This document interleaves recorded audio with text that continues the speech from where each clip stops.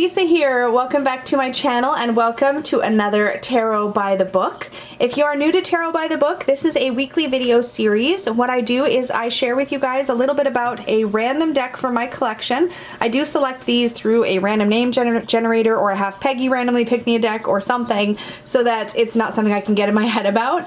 So you'll see a lot of different decks in this series, but primarily the purpose here is for me to share with you a deck, show you how it reads in real time. I like to do a 3-card general week ahead spread for the collective, so if you're into seeing what the week holds for you up in the upcoming week, definitely tune in for that. And after I've read the 3 cards intuitively, I like to then dive into the guidebook that came with the deck, or that is, or a favorite guidebook if it doesn't have its own, and see how the book definitions read, and then we can kind of compare and contrast that with my intuitive reading. So it's a really great learning tool as well. At the end, I usually do a little wrap up, tell you my thoughts on the deck, that sort of thing, and that is it. So these videos tend to be pretty short, well, compared to my other content. So if you are into this, then definitely hang around with me. We are diving into the Spirit Keepers Tarot by Benabel Wen today. So I did select the medium white book to use because the other book, the Book of Maps, is really quite dense, and I wanted to make sure that we could dive right into the meanings. If this even seems a little bit too lengthy, we may even go to the little white book, which comes with the deck in the box. This is a special bag that Peggy made me for this deck. So this is the first edition of the Spirit Keepers Tarot, and this was a fun one to come up on random draw, particularly because I tend to reach for this deck for very specific purposes and not the rest of the time. So a couple interesting things to note about this deck before we dive in. And the first of those is that there are 3 different significator cards, or fool cards, key zeros, in this deck. And you choose the card that's most appropriate to your purposes. So the Initiate would be the card that you would select if you were doing a reading on a new project you were undergoing, or if you were just diving into getting to know the deck in the first place. The Seeker card is sort of your typical divination style fool. So this is the card you would use if you are seeking an answer to a question, right? And then there is the Spirit Keeper card, and this card, or this significator, is the one you would choose if you wanted to work with the Spirit Keeper deck in a way that was about connecting with spirit, connecting with the divine, having a conversation with your angels or deity, or however you want to look at that particular energy. So for today, I'm going to be selecting the Seeker card, which is what I would typically pull. And what I'm going to do, because this is one of the ways I actually like to use this deck, is I'm going to shuffle this Seeker card into the deck.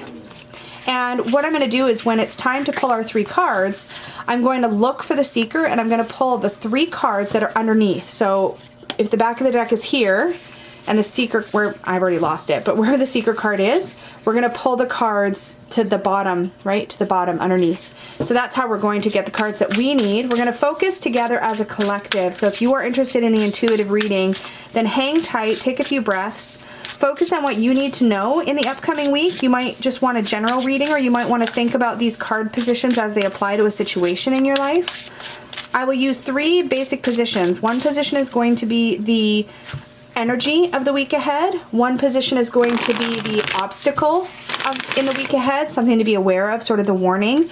And the third card is going to be the advice for the week ahead.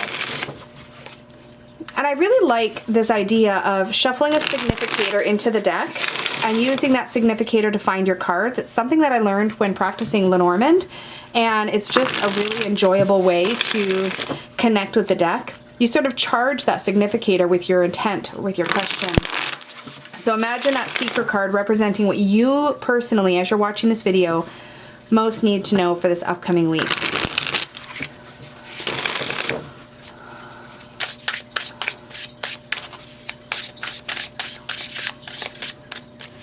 One last rifle, and then we'll hunt for our Seeker. All right, let's take a look.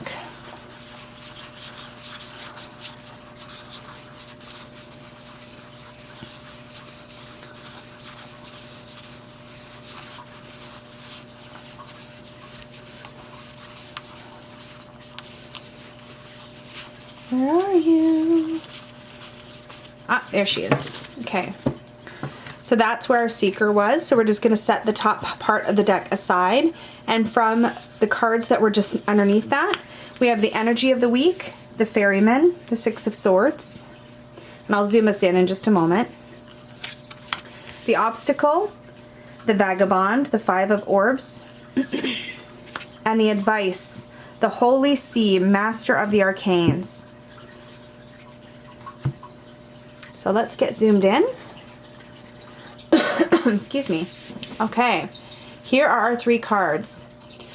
So the Six of Swords, we see a figure on a boat sort of heading down a river with six swords with them. Now I typically look at the Six of Swords as that moment where we're moving away from difficulty, we're moving away from conflict. And so when I'm looking at this through the lens of what's coming up in the week ahead, I would say that we're going to have a week of moving away from maybe any drama, any conflict, or any difficulty that's been sort of bothering us lately.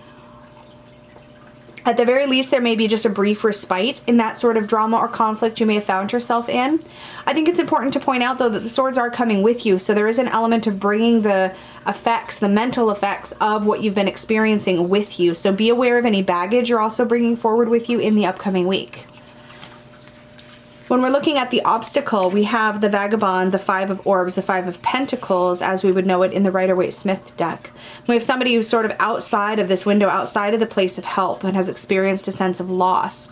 When we're looking at this as far as our obstacle, we may hit some roadblocks this week. We may have things that don't quite go our way.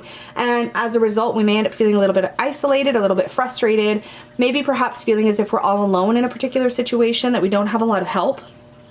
And this card does generally remind us that there usually is help. We just need to see a little bit outside our situation in order to really access the resources that are available to us. And in the advice of the upcoming week, we have the Holy See. This is the Hierophant card in this deck. Master of the Arcanes.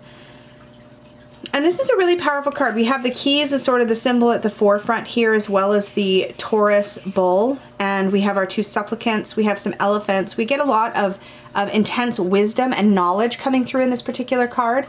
The advice to me is going to be leaning into tradition, leaning into established practices, whether those established practices are your own or somebody else's. Just trust what has worked for you in the past. Look to your rituals, look to the things that you have habitually done that have worked for you when you hit obstacles this week.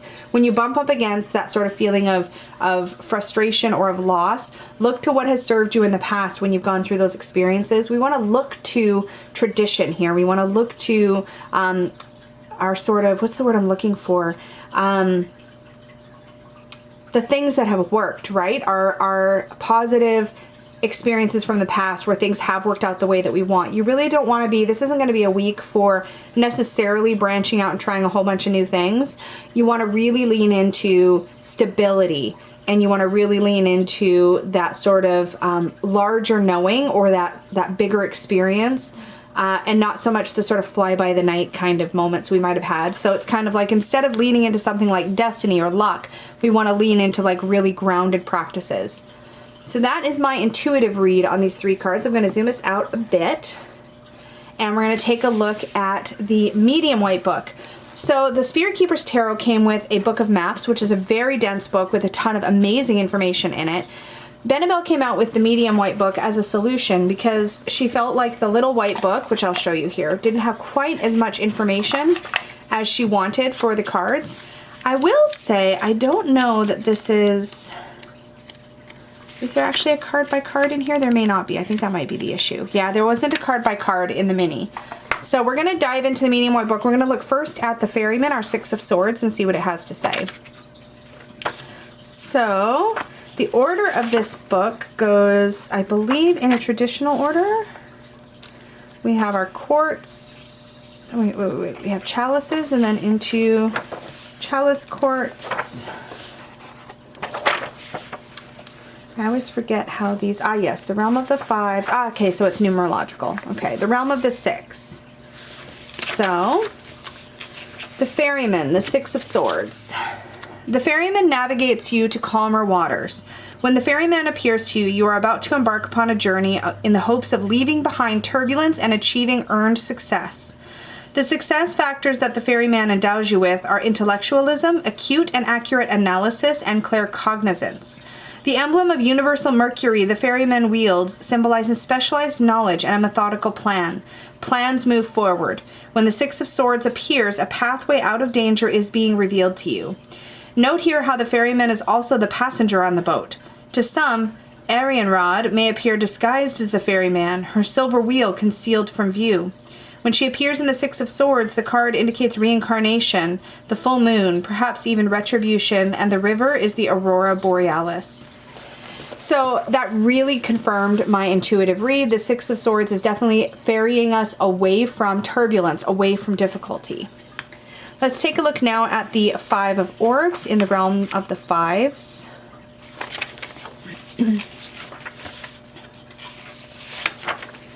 Oh, it's right here. The Vagabond. The Vagabond is the spirit of alienation and feeling alienated. Crowning the holy temple is a lotus blossom that features 5 petals, symbolizing the 5 aggregates of suffering: sensation, consciousness, physical form, perception, and thought forms. That's what we see here in the 5-petaled flower. To live is to suffer. To survive is to find some meaning in your suffering. When you find that meaning, you emerge the stronger soul. The Vagabond appears by your side when you are the wanderer with no sense of home or identity.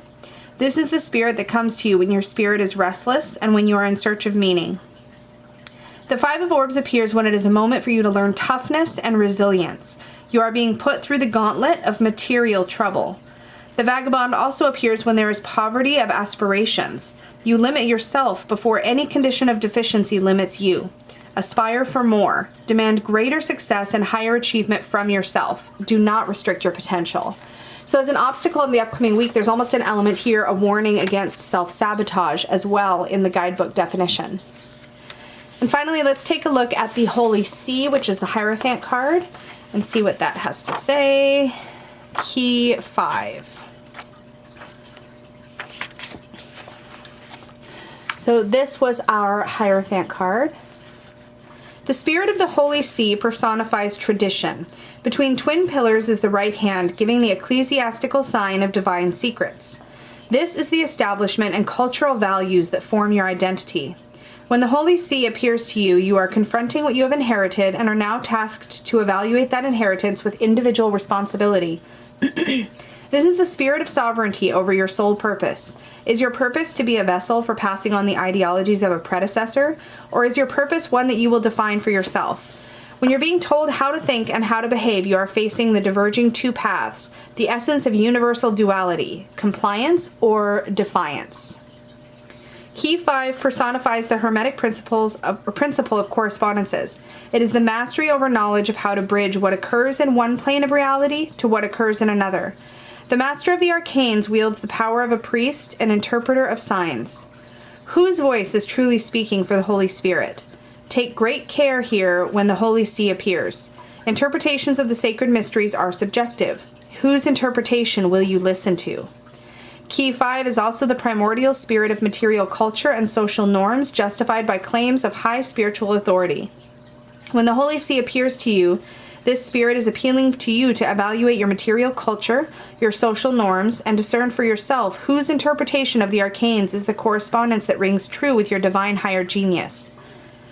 Coiled around the pillar to the hand's right, a vine of red roses, around the pillar to its left, a vine of white lilies. Inscribed upon the triple crown, Vicarius Filii Dei, Vicar of the Son of God, in reference to St. Peter, though by another view also denotes the Antichrist, where the Latin phrase, reduced to its Roman numeral, sums up to 666. Inscribed in the red and orange halo surrounding the hand, Greek CXZ, man's number associated with the beast. Standing in the foreground is the white bull, with 1 black horn and 1 gold and sapphire eyes. Behold the powers of the divine manifested as exoteric orthodox doctrine. An inverted ankh adorns the bull's head, representing the absence of the blessing from the Divine Mother. In a different light, this is also the Holy Bull, the beneficent bull of the Avestan Scriptures. In Spirit Keeper, the Holy See is the card of challenge. Challenge authority, defeat the papal bull, and walk through, beyond, and to the other side of the twin pillars towards Key 12, the Outlaw, the counterpart to Key 5, the Holy See. These two cards reveal the building and establishing of your inner temple so that you might commune directly and personally with the divine, no longer relying on intermediaries. So interestingly, the book seems to guide you more towards moving away from tradition, moving away from dogma, and moving away from the established order, and instead almost choosing to rebel and to find your own inner truth. It's definitely asking you to be aware of who you're giving your power away to, in a way. Like, beware of who you essentially allow to do the interpreting for you. Even in this situation where I'm reading and interpreting these cards, this card is advising you, even with what I'm saying to you right now, to do your own discernment and to decide for yourself what the messages are that are coming to you right now. So that, my friends, was our week ahead reading. As you can see, the Spirit Keeper's Tarot has quite an intense energy to it, but it is approachable and can be read just like a Rider-Waite-Smith tarot. You can see through my intuitive reading that I really leaned into more traditional meanings of the cards. I worried a little bit less about the esoteric depth of the deck and instead just dived into what came through for me intuitively, which, as I understand it, was Bennabelle's intent for these decks. She wanted them, there's the first edition and there's also the Vitruvian edition, and in both cases she wanted them to read well right out of the box. She added layer upon layer upon layer of meaning into them, but it's completely within your discernment to decide how much of that you want to incorporate into your approach to the cards. They were really designed to be readable and usable exactly as they are. I hope you enjoyed this week's Tarot by the Book. Remember, as always, that you can book a reading with me at supportivetarot.com. Remember to like this video before you go, subscribe if you're new here, click the little bell if you want to be notified of all of my future videos, and I will see you guys in the next one.